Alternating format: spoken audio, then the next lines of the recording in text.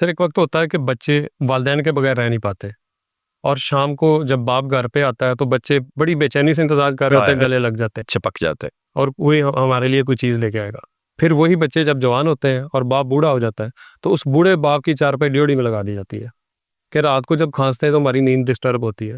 पोतों को भी, पोते पोतियों को दादा से मिलने नहीं देते कि जी ये बीमार है तो जरासीम लगते हैं।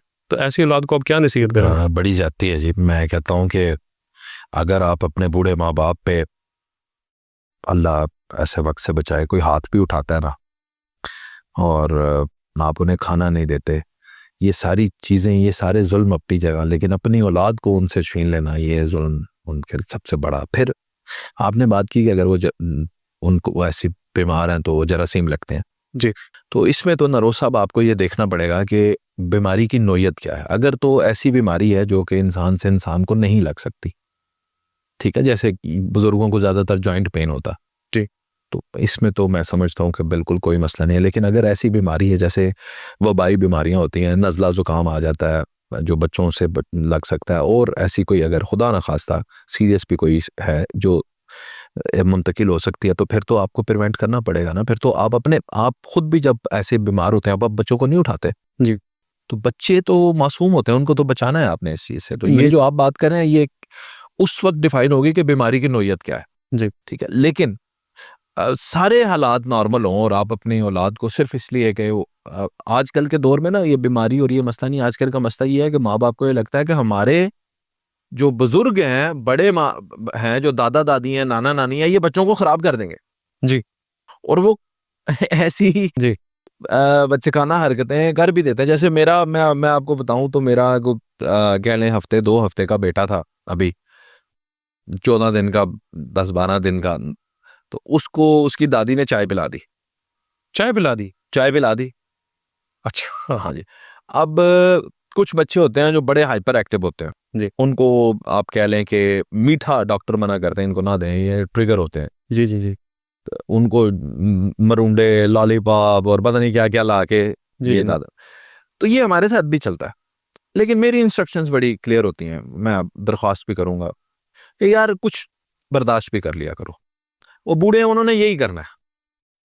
अच्छा, आप कहेंगे दादा के साथ बाहर जाना है, दादा इनको कुछ लेके ना देना, तो घर आके बच्चा बता रहा है दादा ने लॉलीपॉप खिलाया था और कहा था बताना नहीं किसी।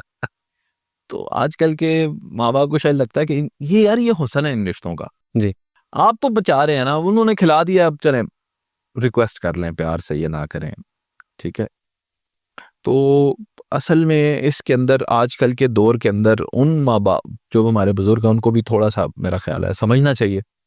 लेकिन जो बात आप कर रहे हैं कि फिर ये बहाना लगाते हैं ना, हाइजीन कॉन्शियस हो जाते हैं बहुत ज़्यादा कि जी वो पता नहीं बुजुर्ग है तो साफ नहीं रह पाएंगे हमारी तरह, जिस तरह वो आजकल मॉडर्न दौर चल रहा है। और नहीं नहीं नहीं, ऐसा कुछ नहीं ये है। चीज़ भी होती है। मैं तो अपने बच्चों को जाके मिट्टी में फेंक देता हूँ इधर, ये गाय भैंसों के पास। सही। वो बकरियों को जफियां डाल रहे होते हैं, चुम्मियां ले रहे होते हैं उनकी, मान लो असी आप इन्हें में से मिट्टी च पल्ले बड़े हैं। हमें तो चोट लगती थी ऊपर मिट्टी लगा देते थे नरोज साहब, जी, जख्म जल्दी गोडों खुल पे जाता है। तो ठीक भी हो जाता था, जी। घर पता ही नहीं। यार क्या कमाल है। मैं अब इतना मॉम डैड ना बनाए उनको कि वो अल्लाह माफ करे वो किसी बिल्कुल ही चूजे बन जाए फार्मी, तो कुछ नहीं होता।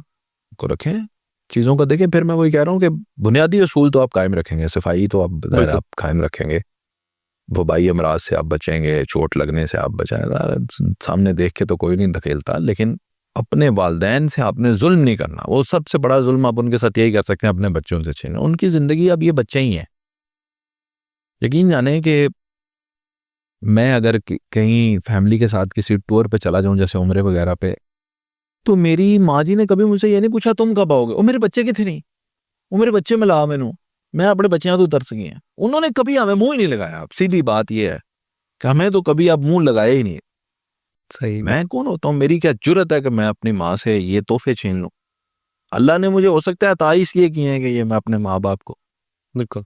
हाँ नहीं उनको दें, जरूर दें। बाकी वो और वो करेंगे भी वायलेशंस, जो आपके कवानीन अगर हैं कि यार इनको ये नहीं देना वो नहीं देना, वो सारा कुछ खुआ देने, चाह भी पिया देंगे ने, रोटी भी खुआ देंगे ने, जो उन्हें को होएगा वो ये करते रहें। सर ये असल में वालिदैन की तरबियत में कोई कमी रहेगी आप समझते हैं, या ये आज के किसी बुरी इन्फ्लुएंस के असर में आ जाते हैं वो बच्चे? नहीं उन्हें नहीं माँ बाप को नहीं टाइम नहीं दे पा रहे, रूखापन। नहीं नहीं, दौर ऐसा आ गया, मोबाइल स्क्रीन ने ना बड़ा कुछ ले लिया। लेकिन आप ये याद रखिएगा, ये सब घरों में नहीं होता।